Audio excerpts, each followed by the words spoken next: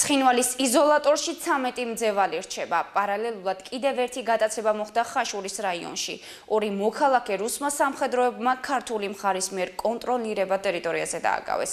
სწორედ ადამიანის უფლებების დარღვევის ფაქტები და უკანონო დაკავებები იყო დღეს მთავარი თემა ინციდენტების პრევენციისა და მათზე რეაგირების მექანიზმების სამუშაო ჯგუფის შეხვედრაზე, რომელიც ერგნეთში მთელი დღის განმავლობაში მიმდინარეობდა.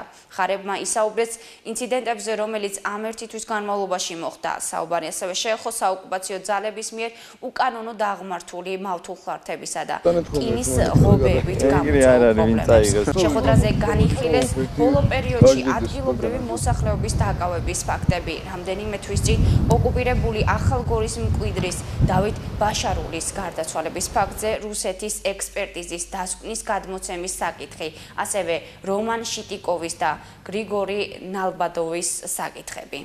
ჩვენ ვისაუბრეთ ბოლო პერიოდში გრემის ხევის მკვიდრზე, რომელიც ორი დღის უკანონოდ იქნა დაპატიმრებული. მასთან დაკავშირებით დაგვიდასტურეს ინფორმაცია, რომ აღნიშნული პიროვნება ნამდვილად იმყოფება ცხინვალის იზოლატორში. რაღაც პროცედურების გავლის შემდეგ აღნიშნული პიროვნება დაუბრუნდება თავის საცხოვრებელ ადგილს.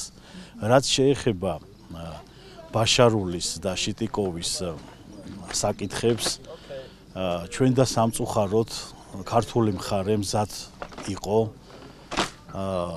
დე-ფაქტო ხელისუფლების წარმომადგენლებისთვის, შესაბამისი სტრუქტურების წარმომადგენლებისთვის მიეცად ის მასალა, რომელიც ადასტურებდა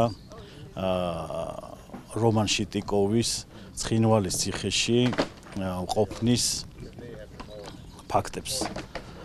ამასთან დაკავშირებით მათ მიერ მოვისმინეთ ჩვენ და სამწუხაროდ გასაოცარი პასუხი და შევამჩნიეთ, რომ მათ არ ქონდათ სურვილი ამ მიმართულებით ეთანამშრომლად ჩვენთან.